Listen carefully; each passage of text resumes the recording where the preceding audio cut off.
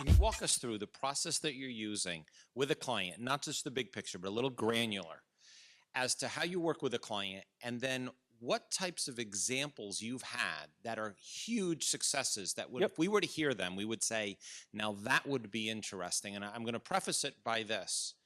So I want honesty in this case. I was working with my PR agent, whatever money I was spending every month, and he came back with that, you got to go reach and frequency, reach and frequency. And I said, that's bullshit. I want cash in my pocket. And he said, honestly, I don't know if we have the answer. So we use reach and frequency.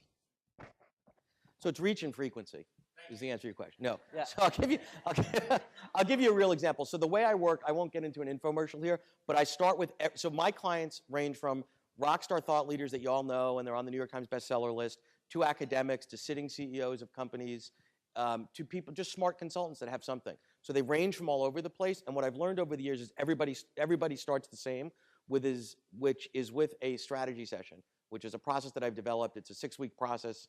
You can check it out on my website. I don't want this to be an infomercial, but I'll give you the success story. So I'll give you a real life example of a client I'm working with now. He's a therapist up in Westchester. He's been at it. He's probably in his late 50s. And he came to me and he said, Peter, he said, you know, I see 40 patients a week. I'm really tired. It's grueling. I get paid by the hour. You know, I'm up from 7 in the morning to 9 at night. Well, you know, and he said, but I've got this other thing in my spare time that I've been working on for 15 years. And I was like, okay, Joel, tell me a little bit about that. And he said, I've developed a model on bullying, and it's an inclusion-exclusion model on bullying. I'm like, oh, that's kind of interesting. And he says, and I've got this research based on this 15 years of sort of dabbling in this that really, you know, validates my theories. I'm like, tell me more. He goes, and I speak at middle schools. I speak at sporting little leagues and football leagues and sleepaway camps and day camps.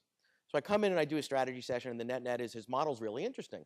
And I say to him, Joel, there's 2 strategies that we can develop here. He says, you know, one is every time I go to deliver stuff to that market, the junior high market, et cetera, I lose money because I turn down 10 patients, and that's a few $1,000s worth of revenue for a $500 hit. So that's kind of a dumb business model, right? So I said we have 2 options. One is what I call edu marketing, EDU marketing, is I can go to large companies that care about kids and care about parents, and we can come up with a multifaceted approach to sell them your content and get them to sponsor it. So this might be Scholastic Books or Dick's Sporting Goods or whatever. And I came up with a list. So that's one path.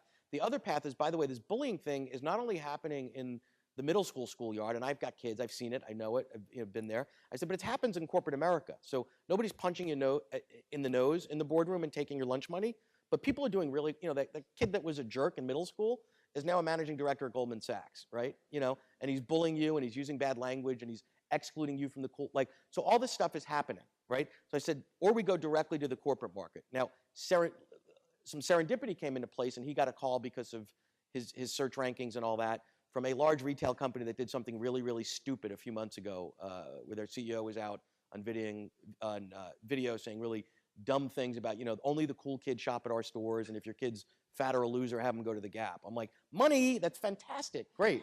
So we are now on a very large retainer with that company, 6 figures. It doesn't rhyme with yeah.